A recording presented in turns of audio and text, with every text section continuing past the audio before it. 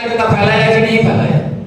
अब जब यूपी का हर एक मस्जिद में मंदिर ढूंढ रहे हैं तो भारत एकता फैला रहे कि नहीं फैला रहे। इसलिए याद रखिए, जिस दिन हम आपके घरों में अपने पूर्वजों की जमीन ढूंढेंगे, जिस दिन हम आदिवासी लोग आपके शहर में अपना गांव ढूंढेंगे, जिस दिन हम आदिवासी लोग आपके मंदिर और मस्जिद में आदिवासी जमीन और सरकार स्थल ढूंढेंगे, उस दिन क्या होगा?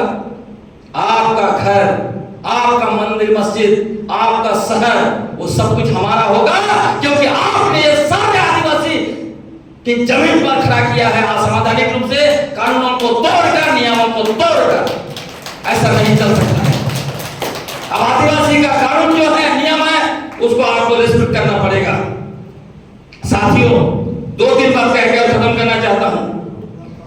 एक समझना है, कौन रोक रहा है पेशा कानून को लागू होने से? कौन नहीं चाहता है आप पेशा कानून लागू करवाना? मैं आपको बताना चाहता हूं, यहां का बालू माफिया नहीं चाहता है आपको पेशा कानून मिले। क्यों नहीं चाहता है? आपको याद होगा, सरकार ने 7 तारीख के कैबिनेट में बालू माइनिंग नियमावली बना दिया और कह रहे हैं झारखंड से 200 करोड़ रुपया बालू का रॉयल्टी लेंगे। मतलब इनको पैसा लूटना है बालू से, तो नियमावली बनने में कोई दिक्कत नहीं है, लेकिन आदिवासियों का अधिकार देना है तो नियमावली नहीं बनेगा। ये कैसे हुआ सरकार है? सवाल उठाना चाहिए कि नहीं उठाना चाहिए? सोचिए, बालू माफिया सारे जगह से कलेक्शन कर करके ये पॉलिटिकल पार्टियों को, उसमें सारे पार्टियां हैं, भाजपा, कांग्रेस, जेएमएम, कोई भी पॉलिटिकल पार्टी मान लीजिए, सारे लोग बालू माफिया से पैसा ले रहे हैं चुनाव लड़ने के लिए। जमीन माफिया, आपकी जमीन पर सीएमडीएसपीडी कानून बोलता है आपका जमीन गैर आदिवासी नहीं ले सकता है। क्यों इतना सारा जमीन चला गया? कैसे रियल एस्टेट बिजनेस बन रहा है इतना ज्यादा? रांची और बाकी जो भी टाउन डेवलप हो रहा है वहां पर। सोचिए, पेशा कानून लागू हो जाएगा तो आप अपना जमीन बेचेंगे, ग्राम सभा से परमिशन लेना पड़ेगा। मैं याद करता हूं, रांची में देखिए, 24 साल पीछे जाइए, क्या बाहर के लोग इतना भरे हुए थे क्या? यदि पेशा कानून लागू हो गया होता 2001 में, तो हमारी बहुत सारी जमीनें बच जाती। जो जमीन चली गई है वो वापस हो जाता। इसीलिए बाहरी लोगों को बसाने के लिए, जमीन माफिया को संरक्षण देने के लिए इन लोगों ने पेशा कानून लागू नहीं किया, और आप भी लागू नहीं करना चाहते हैं, क्योंकि यही जमीन माफिया इन लोगों को पैसा देता है पार्टी चलाने के लिए। खनन माफिया, उसमें बालू भी है। आप सोचिए कि आप जब कोई क्राइम करते हैं, तुरंत जो है कि पकड़ के पुलिस आपको डाल देते हैं जेल में, लेकिन आपके पहाड़ पर इतना बड़ा बड़ा क्रशर चल रहा है, कोई नहीं पकड़ता। क्यों? उस क्रशर से सारे लोगों को, ये हमारे नेताओं को पैसा मिल रहा है। साथियों, शराब माफिया, पेशा कानून बोलता है अनुसूचित क्षेत्र में बिना ग्राम सभा का परमिशन का आप किसी तरह का मादक पदार्थ नहीं बेच सकते। आज आदिवासी समाज को बर्बाद किया जा रहा है, आदिवासियों को दारू पिला पिला कर।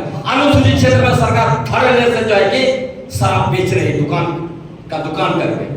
कैसे?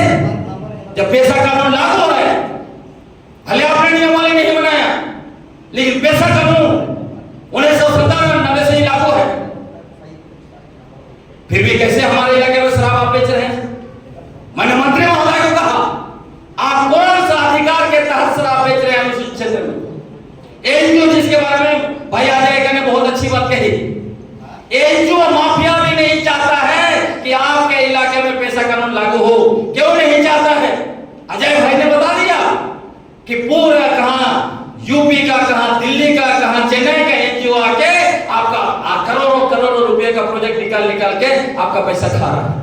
वो चाहेगा पेशा कानून लागू होना, क्योंकि जैसे पेशा कानून लागू होगा उनको अपना प्रोजेक्ट दिखाना पड़ेगा, बजट दिखाना पड़ेगा। इसलिए एनजीओ माफिया भी नहीं चाहता है। साथियों, आप सोचिए, ये सारे माफिया, उसके अलावा एक बड़ा माफिया है नौकरशाह। नौकरशाह नहीं चाहता है। क्यों नहीं चाहता है? आपका ट्राइबल सब प्लान का पैसा जो आ रहा है, देख लीजिए, पैसा आप पर खर्च होना है, हो रहा है किस पर? दूसरे लोगों पर डाइवर्ट कर रहा है। प्रेस क्लब ट्राइबल सब प्लान से बना है, याद करना चाहिए आपको।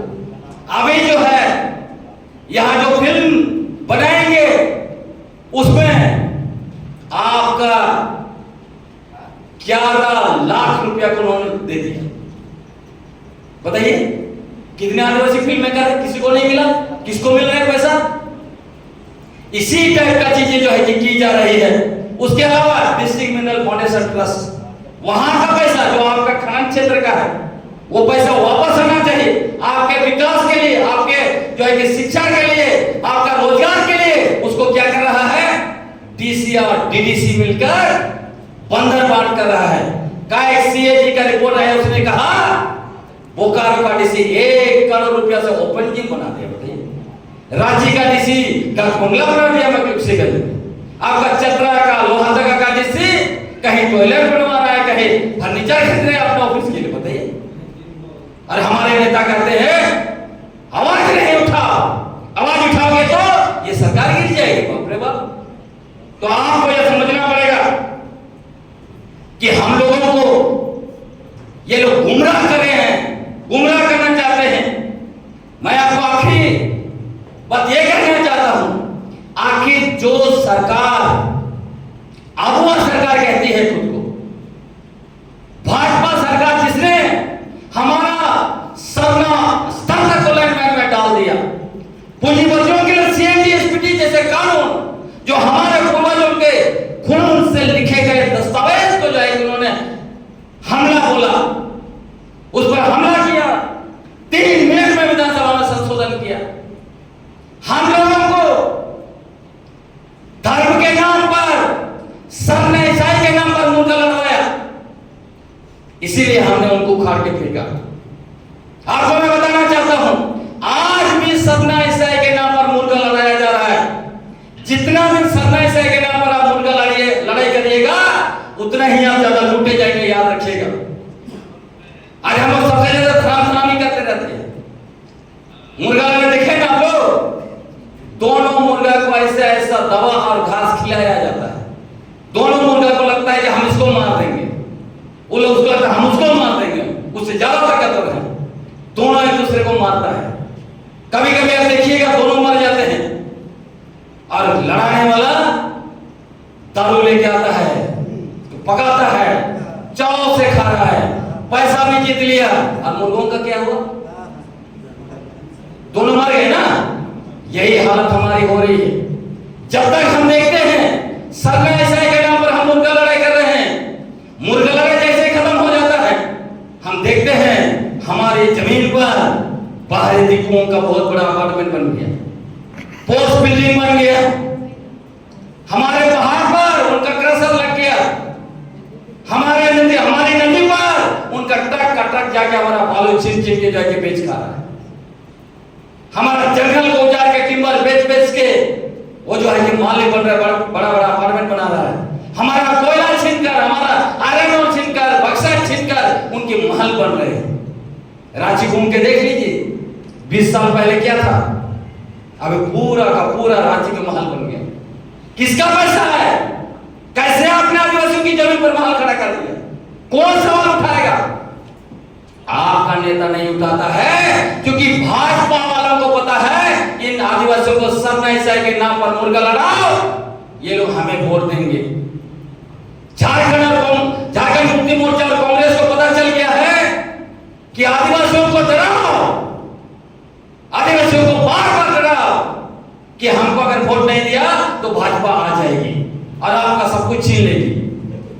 अभी स्पष्ट हो गया। आपको मैं बताना चाहता हूं, भाजपा आपको एक बार में मटियामेट करना चाहती है, अनाकोंडा सांप जैसा।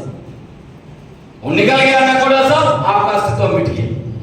झारखंड मुक्ति मोर्चा और कांग्रेस चाहते हैं इनको स्लो वर्जन दो, धीरे धीरे खत्म करो।